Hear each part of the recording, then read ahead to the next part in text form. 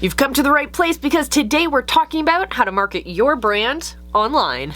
Hey, I'm Molly from visibilityhacking.com, and if you are looking to increase your visibility, if you are looking to blow up your brand awareness, regardless if you're a small brand, a new brand, a big brand, an old brand, an online brand, whatever it is, you've come to the right place. In this video, we are going to talk about finding the right people for your brand. We're going to talk about how to get noticed online. We're going to talk about how to build a consistent lead generation habit and how to turn your message into a movement. For all this and more, stay tuned. Roll the intro.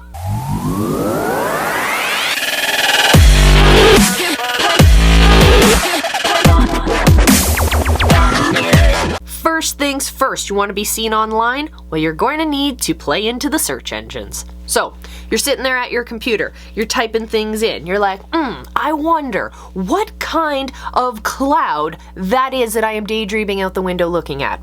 Well, clearly you're going to go over to Google and you're going to type in clouds and things, and you're going to try and describe that cloud.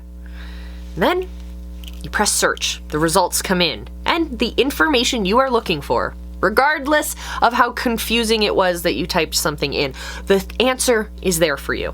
The website is there for you. And the way that this works, the way that Google actually knows that this website is what you're actually looking for, is using what we like to call SEO. It's a process called search engine optimization. We want to make sure that what we're putting on our web pages actually speaks to our search engines, because the search engines are the ones who are serving up that content to the world. So search engine optimization is a whole specialty unto itself. There are incredible people who are deeply, deeply nerdy into this subject, and it's incredible to see what kind of stuff they can do.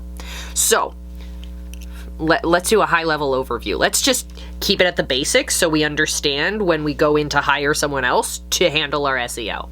So search engine optimization is based on keywords and key phrases. So I want you to think about, if you are looking at that cloud, how would you describe it?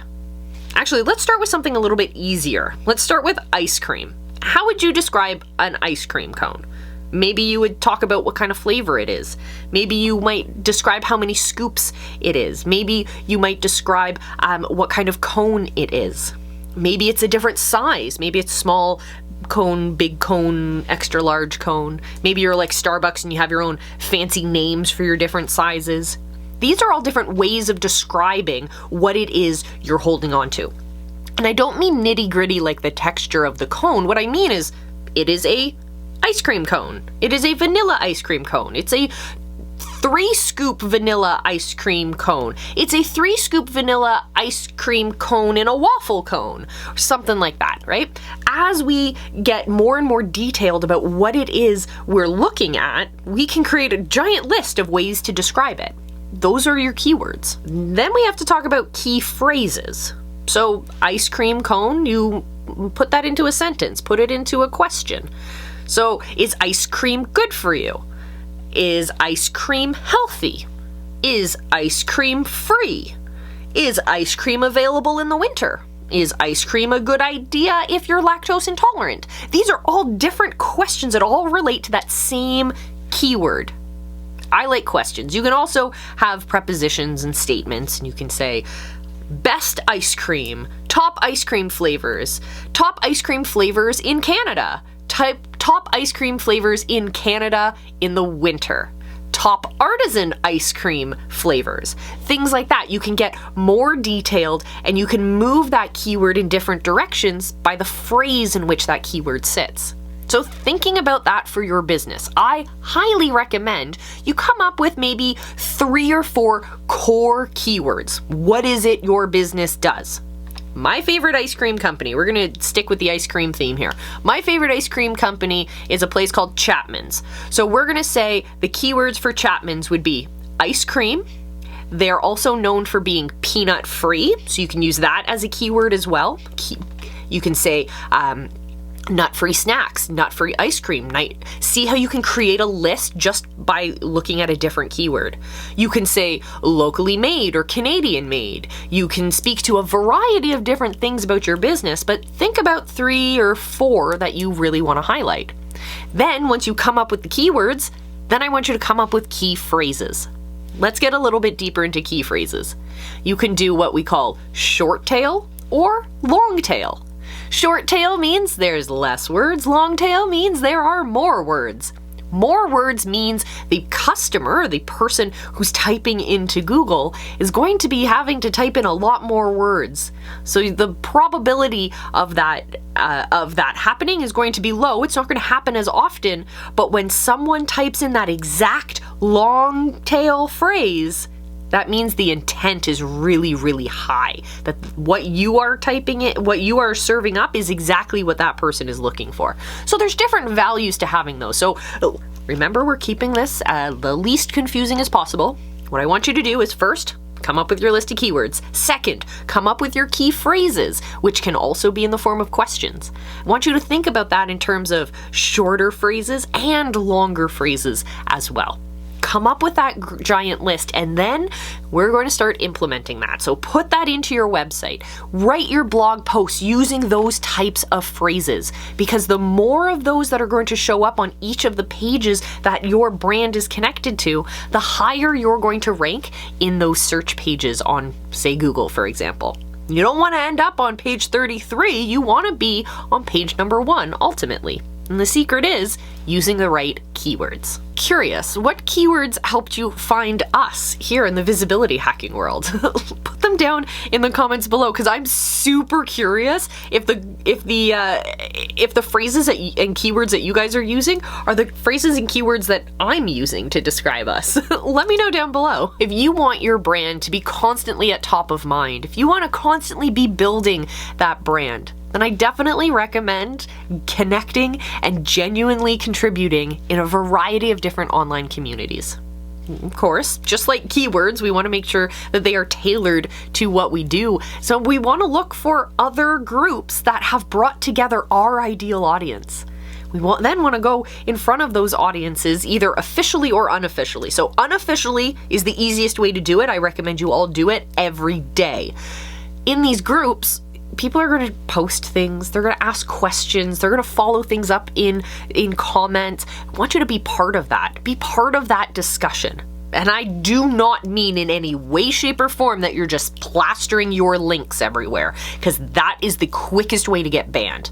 Instead, I want you to lean into the richness of these communities. For example, I have a very dear friend who follows a lot of snowbird communities. Older adults who live in Canada in the summertime, and then they fly down to the southern US to take in a much warmer temperature during the winter. And so there's a variety of different groups on Facebook that bring these people together. Some of them are specialized with people who RV. Other people are specialized people who fly or who are golfers, etc., etc. Maybe they're from a specific area or they're going to a specific area. Whatever it is, there are so many different groups that cater to the same large niche. So if you're looking to serve your product to these people, say, for example, you are my lovely friend and you decided that you were, when the pandemic hit, you were going to look at these people and find a problem and create a solution for them. So what we did was we scoured these groups and we looked at common issues. So there was a whole bunch of common issues that had to do with people who still wanted to go down and cross the border. But there was also a group who is being not served in these communities, who were people who wanted to stay home. And they were honestly asking, what do? I have no winter clothes, or I don't know what to do in the winter. They were expressing all of these wonderful problems that we swooped in and were able to solve. We created an entire program about staying excited and enjoying the winter, even though you're used to staying down south. It's ways to connect with your grandkids. It was ways to enjoy your time inside and out. It was fantastic, and it was served up to us because these communities were sharing so deeply because everyone was interested in that same topic. So go out, find those communities, listen to them, contribute to those conversations. That way, not only are you going to become that trusted friend in a friend group because you're known to serve great answers, but when people start looking deeper into your profile, for example, if you do it right, if you optimize it properly, then they'll click on your link from your comment, they'll end up on your profile page, they'll be like, oh wow, this is interesting, they can solve a problem that I have. Cool. They then follow up with you. You're not hunting down leads. Leads are coming to you because you're genuinely connecting with people who are already looking for solutions. Pretty simple. Another easy way to connect to the right people and grow your audience and grow your visibility is to hit the subscribe button and join us here on the channel. We got new videos for you every week. We help you level up your influence, your authority, and ultimately your income online for your small business, regardless if you're just starting out or you've been in this game for a while. We got videos all for you. Let's talk about turning your message into a movement. We've connected with our people. We know what their pain points are. We know what words are coming out of their mouths because we've been reading their comments. Now we want to position ourselves to have the answers. So what I highly recommend you do is you build your stage. Start getting loud. Start preaching for your movement. And people will start to come. You combine having a stage and a message with connecting with genuine people. Then they will start to become your followers. They will start to tap into your message. They will start to become one of your people. This is really cool. You could do it like having a podcast. You could do it like having a live stream every week or every day if you want to do that. You can have your regular content on your Instagram feed if you're into that, or maybe on your YouTube page, or you go Twitch streaming once a week or a lot more than once a week. It doesn't matter. What matters is that you find where your people are. So for example, if you're finding that there's a lot of Facebook communities, let's go back to our snowbirds, for example. This older adult demographic, yes, is on Facebook. So we positioned all of our stage to be on Facebook. We did Facebook Lives and Facebook video content. We were able to connect with our people, our growing movement, every day without objection. It was really neat because not only were we able to share our message, refine our message, but we were also able to start knocking down people's objections before we even had a product to sell them. It was really neat. We also gathered great questions from them. We had great questions that we passed to them and helped our community then helped shape what our ultimate product was. So when we did ultimately offer it to our people, there was no resistance, and everyone purchased because it was the right solution for the right group. So do it. And if you want to build your own live stage, I recommend starting with first just going live.